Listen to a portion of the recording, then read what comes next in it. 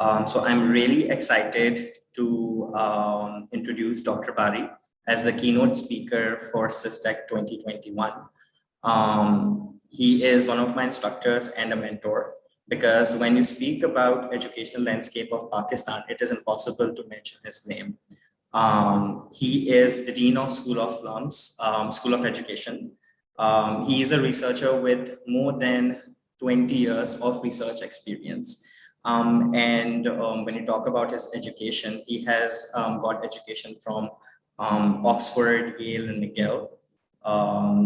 When it comes to his work experience, he has worked with the Asian Development Bank, World Bank, DFID, and UNDP.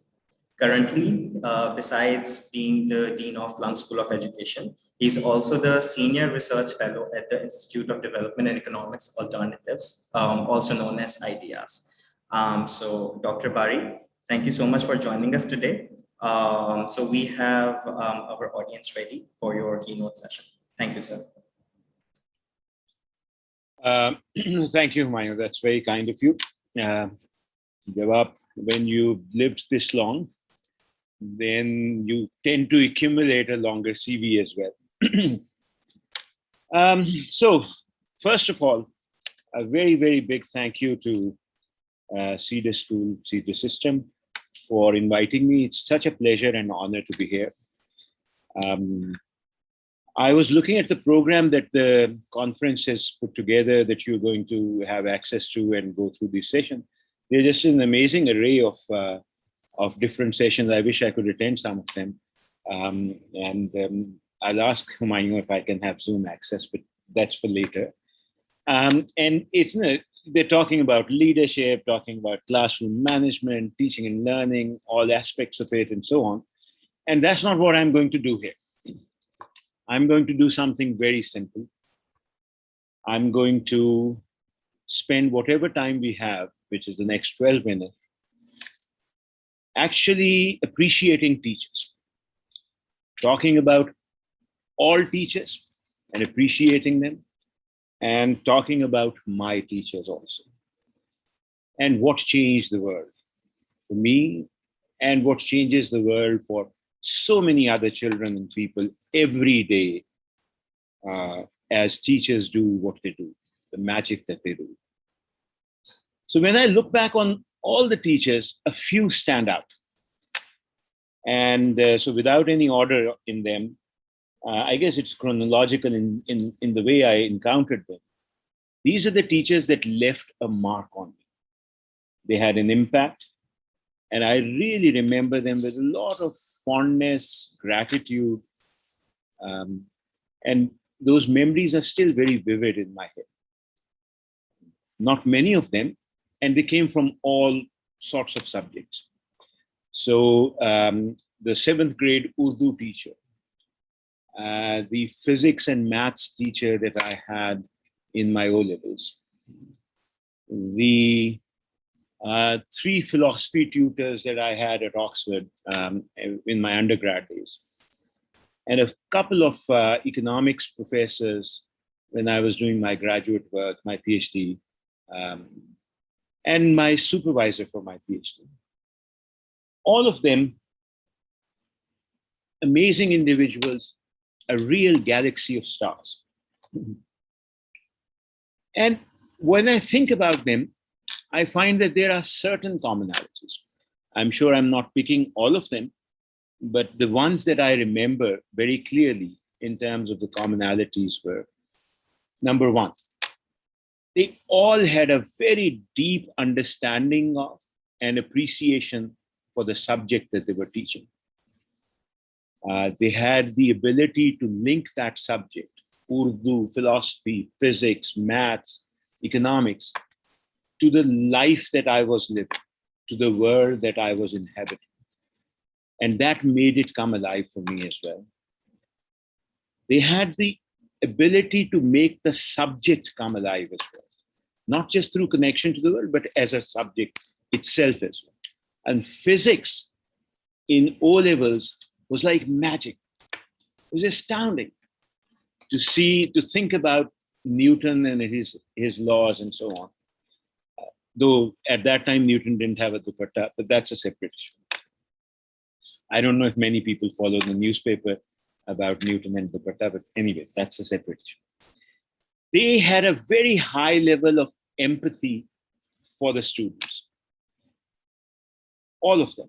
I mean, it's amazing how they were able to connect to my world, to the world of all the students that were there. I'm talking obviously from my perspective, but this was not a perspective that wasn't shared by many students.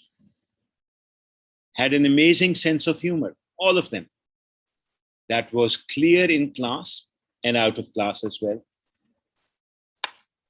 A tremendous sense of seriousness and commitment to learning, to growing, to unraveling mysteries all around us. I mean, whether it was a verse in Urdu or some problem in maths or physics, or the problems that we talked about in philosophy, the willingness to engage with it very seriously, even though they might have heard it 100 times or 1,000 times with each class that went through their hands, that seriousness and commitment was very important.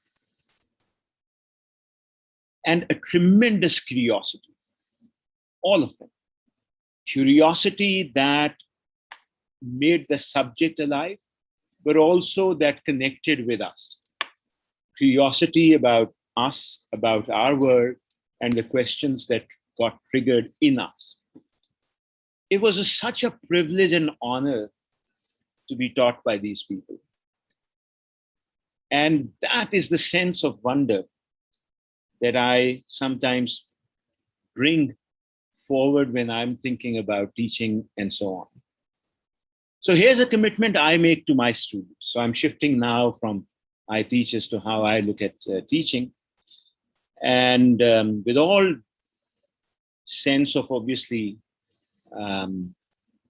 humility and so on, I tell my students that I will meet you where you are. What does that mean? I tell students that this is my promise, that it's not my expectation. I do not come in with a set of expectations that when you come to me, to my class, you will already have done this, that, or the other. You would already have been so much trained and so on and so forth. I will try my best to meet you where you are. But, and here's the promise, I will travel with you to places neither of us has yet dreamed of. That's the promise that I make. Because I don't know the journey of each student. What I want to promise is that I will be with them on that journey. I'll try to guide that journey as much as possible as a teacher, as a friend, as a guide. Friend not in the sense of being friendly, but in the sense of being the guide, etc. And what I require from a student is just that they come and be ready for that journey that we're talking about. From wherever they are to all the places that they can go. So essentially, if you remember that wonderful philosopher called Star Trek that said to boldly go where no one has gone before, right? That's the journey that each student has to take as they are going, learning new things, etc. A journey that is, and the only thing required for that journey is your thirst, your curiosity, your desire for learning and growth. That's all. Not all students will travel the same path. Not all students will go at the same speed. Not all students will have the same destination. Not all of them will live lives that I might imagine. But all of them will have this journey. And I promise that I'll be with them on that journey. I know there are always pressures to complete the course, stay with curriculum, this, that, and the other. But I think that's what differentiates teachers that you remember from teachers that you might not. They're able to do all that, but they're also able to make this journey a very exciting one. If you remember, some of you might have heard this quote.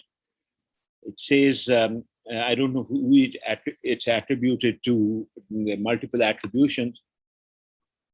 I see far because I stand on the shoulders of giants.